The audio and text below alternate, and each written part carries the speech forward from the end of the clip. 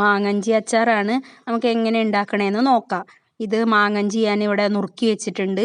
ചെറിയ കഷ്ണങ്ങളാക്കി നുറുക്കി വെച്ചതാണ്. അത് നമുക്ക് വേഗം ഇനി ഉണ്ടാക്കിയാലോ? എങ്ങനെ ഉണ്ടാക്കണേന്ന് പറയാം. ആദ്യം ചട്ടി വെച്ചിട്ടുണ്ട്. അതിനകത്തേക്ക് ലേശം നല്ലെണ്ണ ഒഴിക്കാം. ചട്ടി നല്ല ചൂടായിട്ടുണ്ട്. അപ്പോൾ ആദ്യം നമ്മൾ ഇവിടെ കണ്ടോ, ഉലുവയും കടുകും ചൂടാക്കി വെച്ചിട്ടുണ്ടെങ്കിൽ അത് പൊടിക്കണം. ഇനി നമുക്ക് ഈ ചൂടായ എണ്ണയിലേക്ക് ഈ മാങ്ങഞ്ചി ഇട്ട് കൊടുക്കാം. ഒന്ന് ചൂടായാൽ മതി.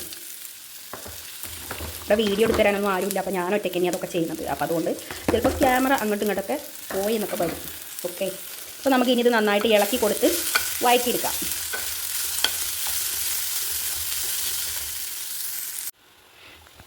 അപ്പോൾ ഇത് നന്നായിട്ട് വഴണ്ട് വന്നിട്ടുണ്ട്. അപ്പോൾ ഇത് ഞാൻ ലേശം കൂടെ നല്ലെണ്ണ ഒഴിച്ചു. കാരണം കേട് വരാതിരിക്കാൻ വേണ്ടി, ശകലേ ഉണ്ടാക്കണുള്ളൂ. അപ്പോൾ കേട് വരാതിരിക്കാൻ വേണ്ടിയിട്ട് ലേശം നല്ലെണ്ണ കുറച്ച് കൂടുതൽ ഒഴിച്ചു ഞാൻ. ലേശം ചാടിക്കാം. കണ്ടോ, ബ്യൂട്ടി മാർക്ക് ഗോൾഡ് ഡയമണ്ട് വാങ്ങിയിട്ടൊന്നുമല്ല, അവിടെ ഒരു ചെറിയൊരു കുറി കൂടിയപ്പോൾ അവർ തന്നതാണ്. അപ്പോൾ ഇത് ഓക്കെ ആയിട്ടുണ്ട്. ഇനി ഇതിനകത്തേക്ക് നമുക്ക് ഇവിടെ എടുത്ത് വെച്ചിട്ടുണ്ട് ഞാൻ മുളക് പൊടി, പിന്നെ നമ്മൾ നേരത്തെ ചൂടാക്കി വെച്ച കടുകും ഉലുവയും പൊടിച്ചത്, ഉപ്പ്, ലേശം മഞ്ഞപ്പൊടി, കായപ്പൊടി. അത് കായപ്പൊടി കുറച്ച് അധികം എടുത്തിട്ടുണ്ട്, മുളക് പൊടി കവിഞ്ഞ് പോയോണ്ട് കാണാത്തതാണ്. ഇനി നമുക്ക് ഇതിനകത്തേക്ക് ഇടാം. നന്നായിട്ടൊന്ന് ഇളക്കി കൊടുക്കാം.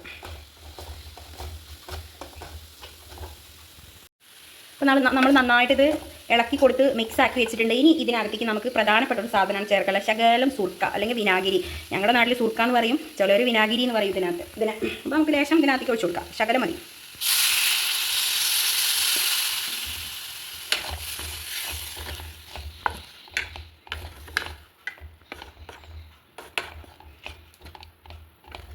ഇവിടെ എല്ലാവർക്കും അച്ചാർ കുറച്ച് വെള്ളം നീട്ടി വേണം, കുറച്ച് കോരി എടുക്കുമ്പോൾ കിട്ടണം, വെള്ളത്തോടൊക്കെ വേണം. അപ്പോൾ ഇത്തിരി സുർക്ക കൂടുതൽ ഒഴിച്ചു. വേണ്ടാത്തവർക്ക് ഒഴിക്കേണ്ട കാര്യമില്ല. ഞാൻ ഇതിനകത്ത് അച്ചാർ പൊടി ഉപയോഗിക്കാറില്ല.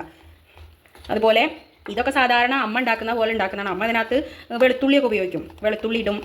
അപ്പോൾ കുറച്ചും കൂടെ ടേസ്റ്റ് ഉണ്ടാവും. ഇതൊന്നൊന്ന് തിളച്ച് കഴിഞ്ഞാൽ നമുക്ക് വാങ്ങി വയ്ക്കാം. എന്നിട്ട് ഇതിനകത്തേക്ക് നമുക്ക് കടുകും പിന്നെ നമ്മുടെ കരിവേപ്പില അത് രണ്ടും ഇട്ടിട്ട് വറുത്തെടുക്കുക. ആ വറുത്തെടുക്കണേക്ക് നമുക്ക് പിന്നെ 2 അല്ലി വെളുത്തുള്ളി ഇടാം. അപ്പോൾ വെളുത്തുള്ളിലേക്ക് ഞാനിങ്ങനെയൊക്കെയാണ് അച്ചാർ ഉണ്ടാക്കാറ്. എല്ലാവരും എങ്ങനെയാണ് ഉണ്ടാക്കുക നമുക്കറിയില്ല. അപ്പം നല്ല ടേസ്റ്റാണ്. സാധാരണ നമ്മൾ ചോറിനൊക്കെ ഇത് തന്നെ മതി, വേറെ ഒന്നും വേണ്ട. വേറെ ഇപ്പോൾ പ്രത്യേകിച്ച് കറികളുടെ ആവശ്യമൊന്നുമില്ല. നല്ലോണം ഒന്ന് തിളച്ചൊരു ഇപ്പോൾ ഒന്ന് കുറുകിയിട്ടുണ്ട്. ഇത് മതി, ഇത്ര മതി. ഇതാണ് നമ്മുടെ അച്ചാറിൻ്റെ അവസാന ഔട്ട്പുട്ട്. അപ്പോൾ എല്ലാവരും ഇതുപോലെ അച്ചാറൊക്കെ ഒന്ന് ഉണ്ടാക്കി നോക്കണം. മാങ്ങഞ്ചിയുടെ അച്ചാർ ഉണ്ടാക്കാൻ നല്ല ടേസ്റ്റാണ്. ഞാൻ ഈ പറയുന്ന പോലെയല്ല, ശരിക്കും നല്ല ടേസ്റ്റാണ് മാങ്ങഞ്ചിയുടെ അച്ചാർ ഉണ്ടാക്കുന്നത്. അപ്പോൾ എല്ലാവരും അച്ചാർ ഉണ്ടാക്കി നോക്കണം കേട്ടോ.